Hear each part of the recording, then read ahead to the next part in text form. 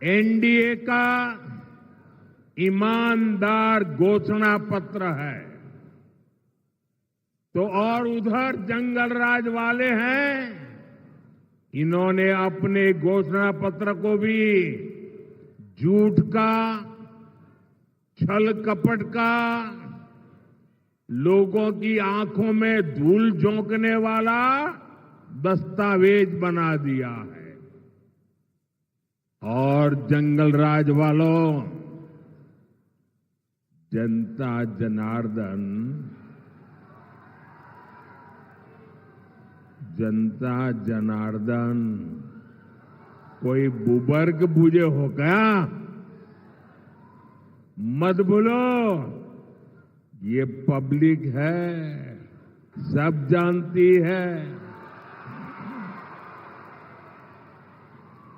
साथियों, एनडीए के संकल्प पत्र में बच्चों की पढ़ाई, परिवार की दवाई, नौजवानों की कमाई और किसानों को सिंचाई, इन पर बहुत ज्यादा बल दिया है।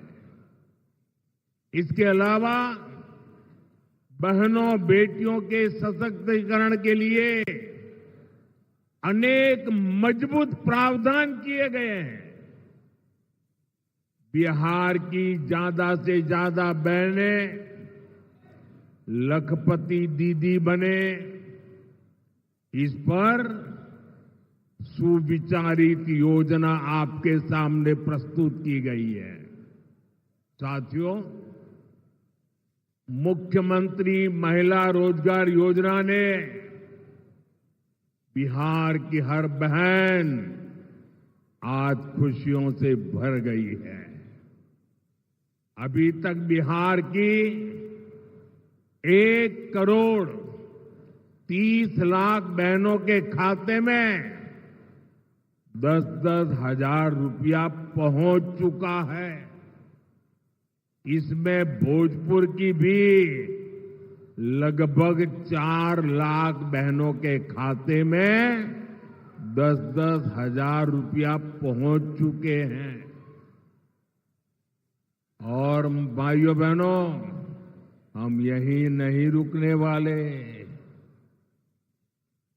14 तारीख को नतीजे आएंगे, एनडीए की फिर से सरकार बनेगी और सरकार बनने के बाद इन बहनों को मदद का एक और अभियान तेज गति से आगे बढ़ाया जाएगा।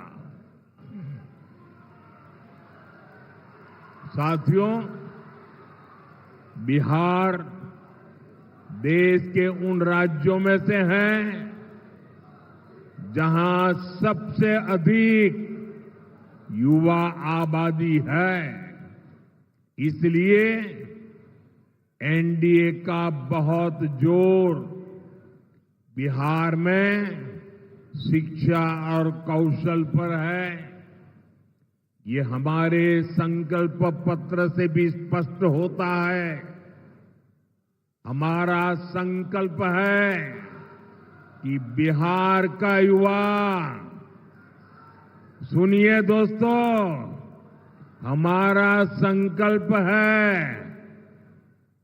बिहार का युवा बिहार में ही काम करेगा, बिहार का नाम करेगा। इसके लिए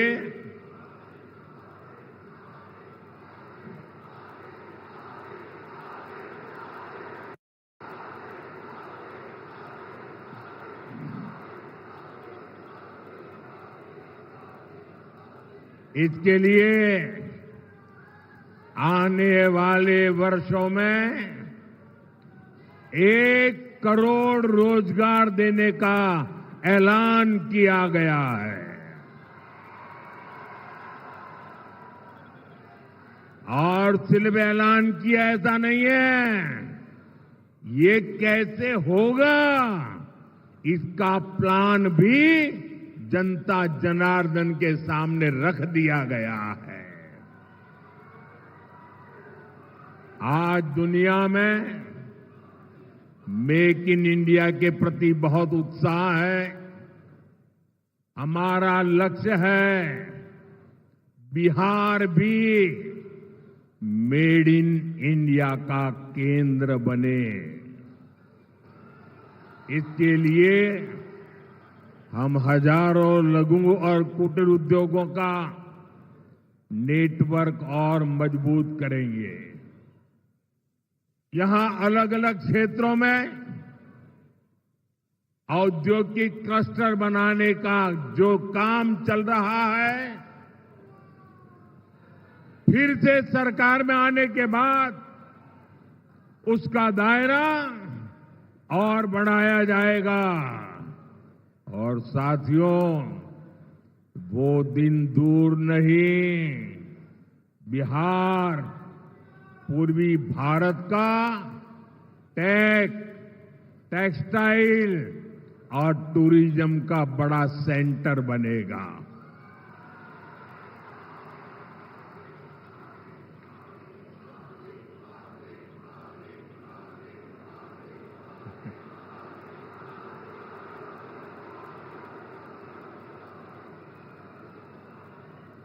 मेरे नौजवानों, आपने तो मुझे भी जोश से भर दिया आज।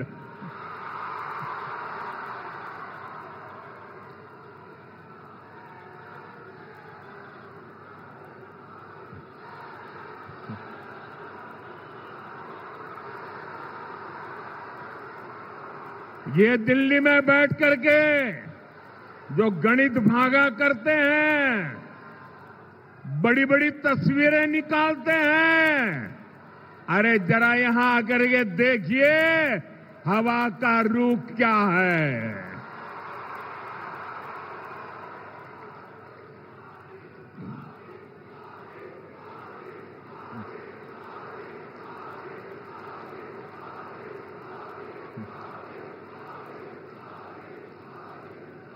यहां बड़ी कंपनियों के डेटा सेंटर बनेंगे। बिहार में यही रहते हुए लोग दुनिया की कंपनियों के लिए काम करेंगे। साथियों, एनडीए के संकल्प पत्र में गांव की समृद्धि के लिए भी एक सशक्त योजना बनाई गई है। बिहार के अलग अलग क्षेत्रों में अलग अलग फसलें उगाई जाती हैं। बीते सालों में बिहार से कृषि निर्यात बहुत बढ़ा है। अब हम बिहार में फूड पार्क के नेटवर्क का विस्तार करने वाले हैं। आपको पता है कि हमारी सरकार छोटे किसानों को पीएम किसान सम्मान निधि के 6,000 रुपया देती है।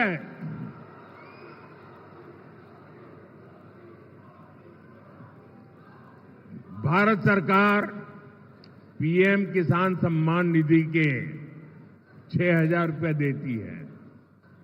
बिहार की नई एनडीए सरकार इसमें अपनी तरफ से 3,000 रुपये और बढ़ाने वाली है। बिहार में पशुपालकों की आय बढ़ाने के लिए बिहार दुग्ध मिशन की घोषणा की गई, मिल्क मिशन की घोषणा की गई है। साथियों, एक समय था जब बिहार अपने लिए दूसरे राज्यों से मछली मंगाता था। ये एनडीए सरकार की नीतियों का नतीजा है कि अब बिहार दूसरे राज्यों को मछली भेजता है, मछली बेचता है। अब बिहार के मछली पालकों के लिए एक और खुशखबरी है, एनडीए ने जुब्बा सहनी मत्स्य पालक सहायता योजना बनाने की घोषणा की है। इस स्कीम के तहत मछुआरे परिवारों को भी 9,000 रुपये की मदद मिलेगी। साथियों, एनडीए का ट्रैक रिकॉर्ड है कि हम जो संकल्प लेते हैं उसे पूरा करके दिखाते हैं। मैंने गारंटी दी थी कि किसी भी गरीब मां का बच्चा भूखा नहीं सोएगा। आज भोजपुर जिले के लाखों परिवारों को पिछले 5 साल से लगातार मुफ्त अनाज मिल रहा है। पहले यहां राशन में अरवा चावल मिला करता था। आपको उसना चावल पसंद था। आपकी बात मेरे कानों तक पहुंची और मोदी जब आपकी बात सुनता है ना तो सो नहीं जाता है, तुरंत जग जाता है। और जब मैंने आपकी बात सुनी तो हमारी सरकार ने बिहार के लोगों की पसंद का ध्यान रखा और उसना चावल देना शुरू कर दिया। साथियों, ऐसे ही मोदी की गारंटी थी कि हर गरीब परिवार को पक्का घर मिलेगा। आप देखिए, बिहार में 60 लाख गरीब परिवारों को पक्का घर मिला है। इसमें से भोजपुर के ही करीब 1,15,000 लाभार्थी हैं जिन्हें पक्का घर मिल गया है। साथियों, हमारे लिए देश की सुरक्षा और देश की सुरक्षा करने वाले दोनों ही बहुत महत्वपूर्ण है। इस क्षेत्र से तो बहुत सारे साथी सेना में हैं, अर्धसैनिक बलों में हैं।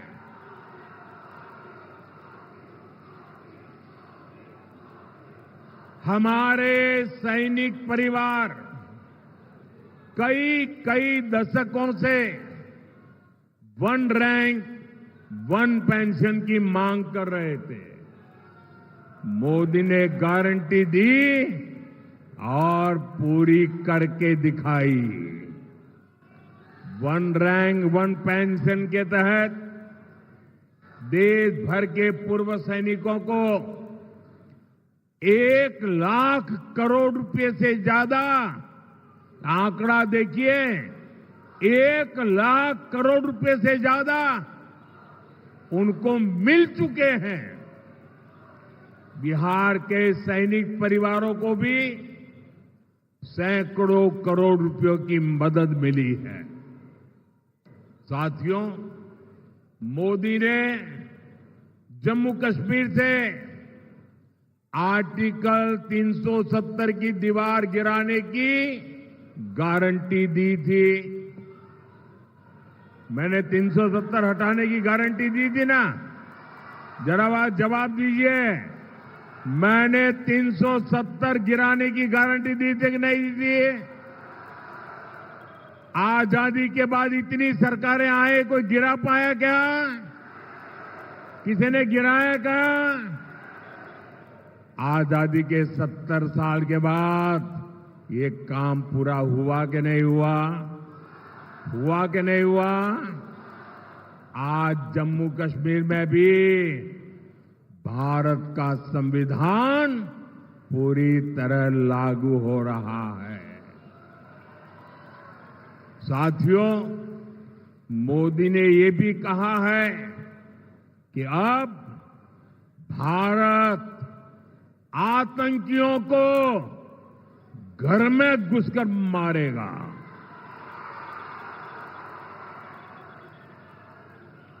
हाल में ही ऑपरेशन सिंदूर हुआ।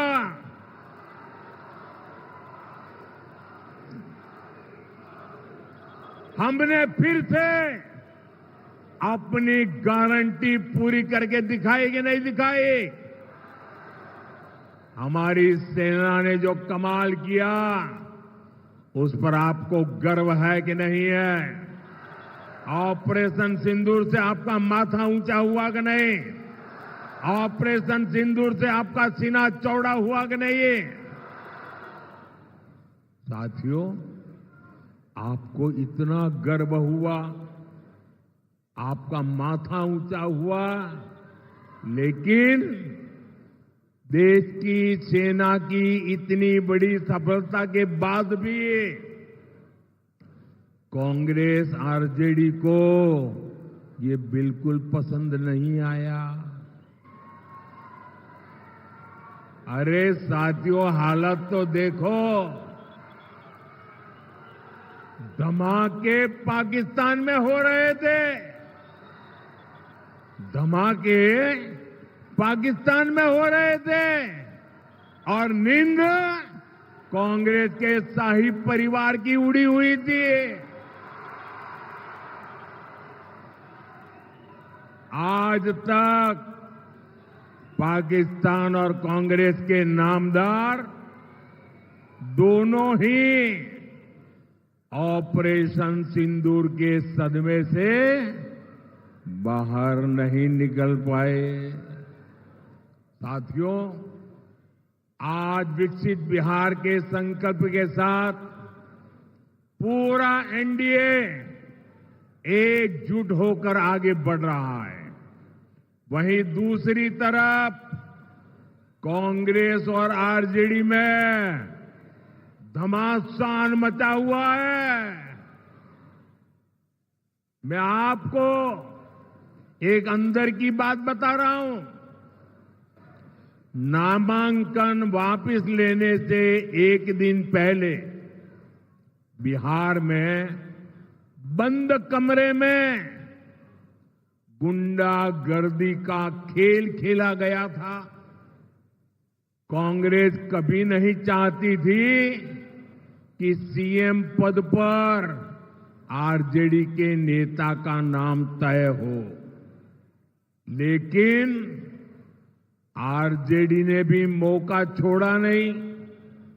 आरजेडी ने कांग्रेस की कनपट्टी पर कट्टा रखकर सीएम पद चोरी कर लिया। घोषणा करवा के रहे, फिर जबरदस्ती कांग्रेस से सीएम उम्मीदवार को समर्थन की घोषणा कराई गई, कट्टा रख करके। साथियों, आरजेडी कांग्रेस में झगड़ा भयंकर बढ़ गया है। ना घोषणा पत्र में कांग्रेस की सुनी गई, न प्रचार में उनकी पूछ हो रही है। चुनाव से पहले ही इतनी घृणा बढ़ गई है कि चुनाव के बाद ये एक दूसरे का सिर फोड़ने लगेंगे। इसलिए हमेशा याद रखिए, ऐसे लोग बिहार का भला कभी नहीं कर सकते। साथियों, एक तरफ एनडीए का सुशासन है और दूसरी तरफ जंगल राज का कुशासन है। जंगल राज वो अंधेरा था जिसने बिहार को धीरे धीरे खोखला कर दिया। आरजेडी के जंगल राज की पहचान जिन चीजों से होती है वो है कट्टा, क्रूरता, कटुता, कुसंस्कार, कुशासन और करप्शन। मैं सोशल मीडिया पर एक बिटिया का वीडियो देख रहा था। वो बेटी बोली कि हां, जब कुछ महीने के लिए आरजेडी सरकार में शामिल हुई थी तो उस बेटिया ने उतने में ही जंगल राज का ट्रेलर देख लिया था। बिटिया से छेड़खानी, व्यापारियों से लूटपाट, रंगदारी, सब कुछ मौका मिलते ही आरजेडी वाले मैदान में उतर आते हैं। साथियों, भोजपुर वीर कुंवर सिंह जैसे क्रांतिवीरों की धरती है। भोजपुर सच्चिदानंद सिन्हा जी जैसे सेनानियों की धरती है। जिस भोजपुर ने 1857 की क्रांति का क्रांतिवीर दिया, जिसने संविधान सभा का पहला अध्यक्ष दिया, उस क्षेत्र को आरजेडी ने कट्टा, क्रूरता, कटुता, कुसंस्कार, कुशासन और करप्शन का अड्डा बना दिया था। 2005 से पहले के 15 वर्षों में इसी आरजेडी ने यहां जातीय दंगे करवाए। दलितों, महादलितों, अति पिछड़ों के बच्चों को माओवादी आतंक की आग में झोंक दिया। और आज ये लोग बिहार के विकास की बात करने की हिम्मत दिखाते हैं। साथियों, मैं आपको यही भोजपुर जिले की एक घटना याद दिलाता हूं। वो साल 2004 का नवंबर का महीना था। यहां के तरारी ब्लॉक की एक डिस्पेंसरी में एक डॉक्टर साहब बच्चों को पोलियो की ड्रॉप पिलाने में व्यस्त थे। ये काम करते करते उनको देर हो गई। देर शाम घर के लिए निकले तो रास्ते में जो नई उम्र के नौजवान है ना, जरा सुनिए, 2004 की घटना है, यहां की घटना है। जब डॉक्टर साहब रात को जरा देर से घर जा रहे थे तो रास्ते में हथियार बंद लोगों ने उनका अपहरण कर लिया। सेवा करने वाले डॉक्टर बच्चों को पोलियो का खाना दे रहे थे, वो डॉक्टर जब जा रहे थे। साथियों, जंगल राज के दौरान ऐसे ही करीब 37,000 लोगों का अपहरण हुआ था। दूसरों का जीवन बचाने वाले डॉक्टरों को अपना जीवन बचाने के लिए बॉडीगार्ड लेकर चलना पड़ता था। नीतीश जी और एनडीए सरकार बहुत मेहनत से बिहार को उस मुश्किल दौर से बाहर निकाल कर लाए हैं। साथियों, आरजेडी अगर बिहार में जंगल राज लाई, तुष्टीकरण की राजनीति आई, तो कांग्रेस की पहचान सिखों के कत्ले आम से जुड़ी है। ये 1984 में 1 और 2 नवंबर की ही तारीख थी। आज भी 2 नवंबर है। 84 की 1 और 2 नवंबर, जब दिल्ली में और देश के कई भागों में कांग्रेस के लोगों ने सिख नरसंहार किया था। आज भी कांग्रेस सिख नरसंहार के गुनहगारों को पूरे सम्मान के साथ अपनी पार्टी में नए नए ओहदे दे रही है, उनको आगे बढ़ा रही है। कांग्रेस हो या आरजेडी, इन्हें अपने पाप का कोई पछतावा नहीं है। साथियों, तुष्टीकरण की इस जीत में आज आरजेडी, कांग्रेस बिहार की पहचान खत्म करने में जुटी है। ये लोग बिहार में घुसपैठियों के समर्थन में यात्राएं कर रहे हैं। ये लोग घुसपैठियों को बचाने के लिए तन मन से जुटे हैं। पहले तो इन लोगों ने बिहार में ऐसे हालात बना दिए कि बिहार के लोगों का यहां रहना ही मुश्किल हो जाए, और फिर घुसपैठियों को ये लोग बिहार में बसा रहे हैं। मैं जरा मेरे बिहार के भाई बहनों को पूछना चाहता हूं, आप मुझे बताइए, ये बिहार के संसाधनों पर आपका हक है कि नहीं है? मुझे पूरी ताकत से बताइए, आपका हक है कि नहीं है? क्या ये बिहार के संसाधन किसी को लूटने देंगे? क्या घुसपैठिए आकर के कब्जा करने देंगे?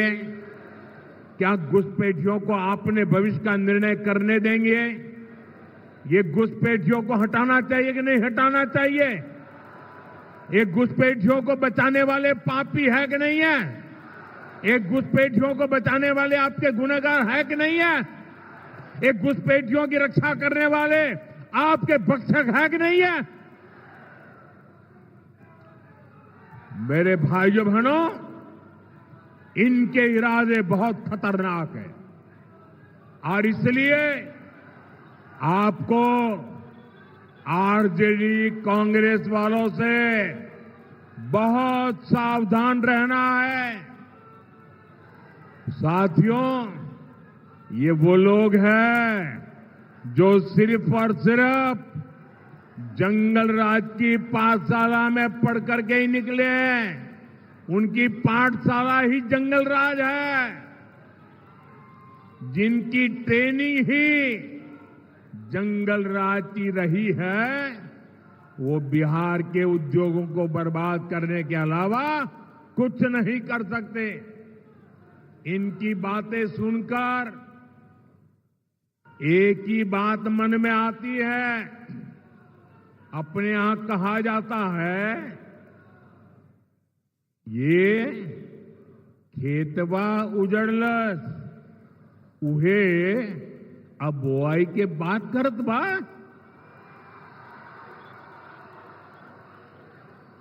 मैं इनके पुराने कारनामों को फिर याद दिलाऊंगा। यहां पड़ोस के रोहतास जिले में डालमिया नगर है, एक कस्बा अंग्रेजों के जमाने से ही एशिया का सबसे बड़ा इंडस्ट्रियल एरिया हुआ करता था। फिर कांग्रेस ने, लाल झंडा गैंग ने, आरजेडी के जंगल राज ने डालमिया नगर को तबाह कर दिया। यहां चीनी मिल थी, सीमेंट फैक्ट्री थी, कागज की फैक्ट्रियां थी, सब कुछ था। लेकिन जंगल राज में मिलों में ताले लग गए, कारखाने बंद हो गए, हजारों लोग बेरोजगार हो गए, पलायन के लिए मजबूर हो गए।